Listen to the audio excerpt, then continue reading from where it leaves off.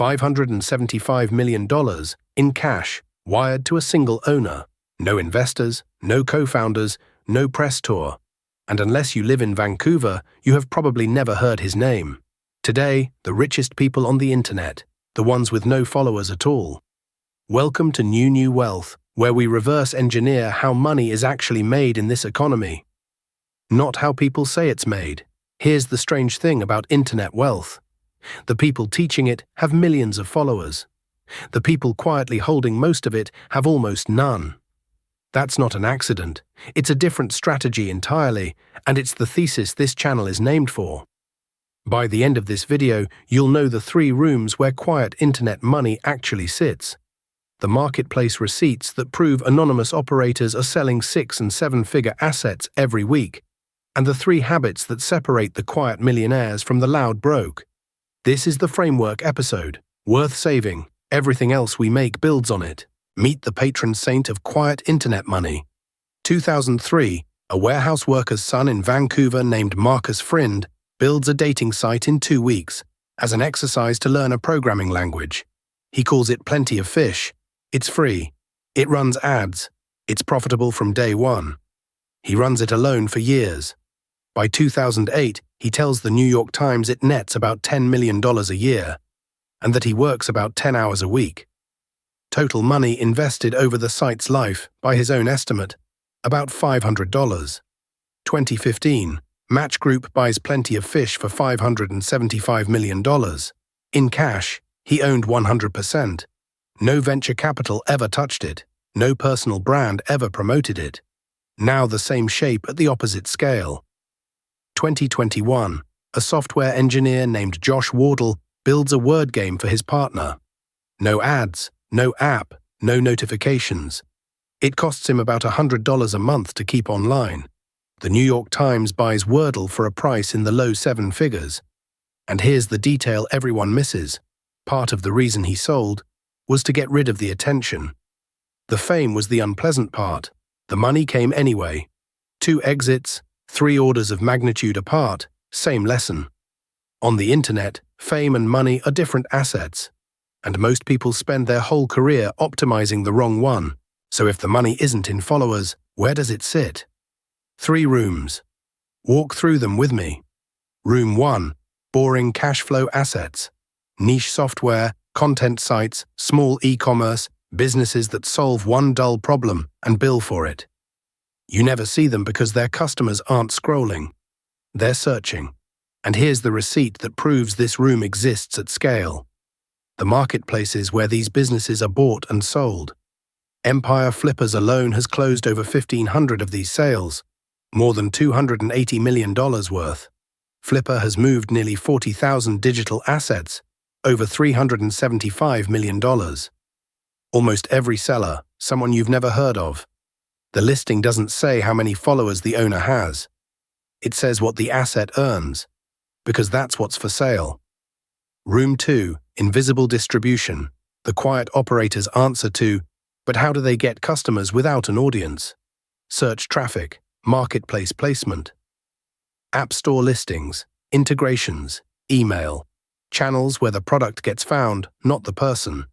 Plenty of Fish never needed Marcus Friend to be famous.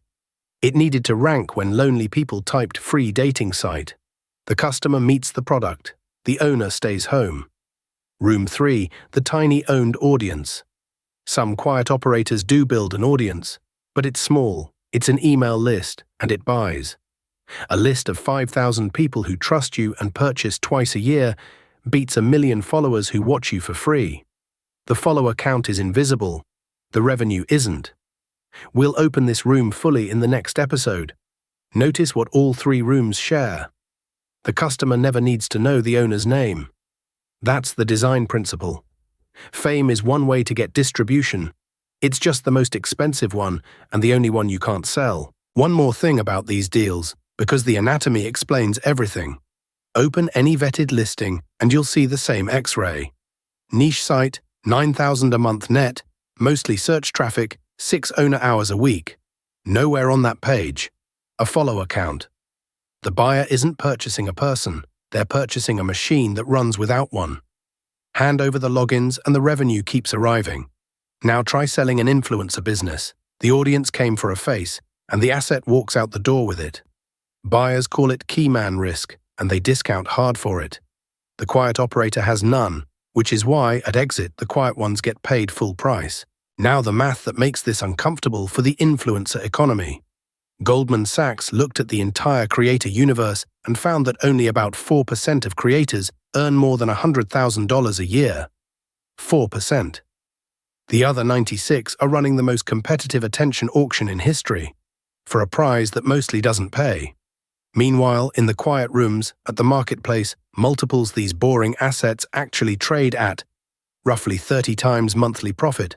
A niche site clearing about $28,000 a month sells for around $1 million. $28,000 a month from something with no face, no feed, and no fans. And we've already run the loud version of this math on this channel. The biggest audience on Earth, 500 million subscribers, lost $80 million making content in 2024. The man with 0 followers made $10 million a year working 10 hours a week.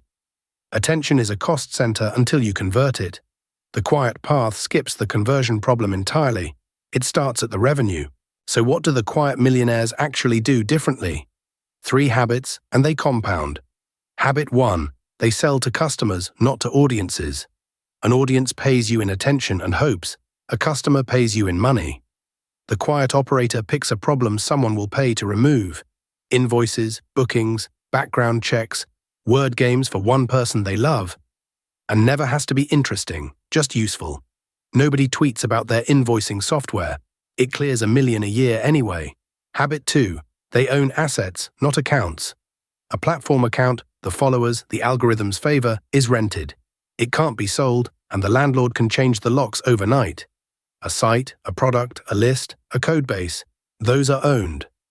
The proof is brutal and simple. There are entire marketplaces that price and sell boring internet assets every day. There is no marketplace where you can sell your follow account. The market has already told you which one is the asset. Habit 3. They treat attention as a cost. This is the through line of this whole channel. 2 episodes ago, we watched the richest zip codes in Texas legally engineer their own invisibility.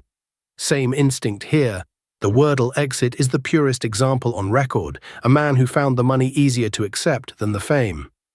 Privacy isn't shyness, it's optionality. No audience to perform for, no persona to maintain, no crowd to disappoint when you change direction, and nothing to drag behind you when it's time to sell. Screenshot this. Customers over audiences, assets over accounts, attention as a cost. That's the quiet operating system. Now the honest caveats. Survivorship is real. For every plenty of fish, there are 1,000 quiet sites that quietly died. You just never heard the failures either. Quiet does not mean passive. Friends 10 hours a week came after 5 years of obsession. And boring asset markets reprice like any other. Multiples move. Comment trap. Question. What's the most boring internet business you know that quietly prints money? The best receipt gets pinned. And knowing this comment section, it'll be better than my examples. Save this one. It's the framework the whole channel runs on. Next episode, the quietest business on the internet. 1 writer, 151,000 subscribers. No ads needed. How newsletters quietly make millions. Subscribe so it finds you.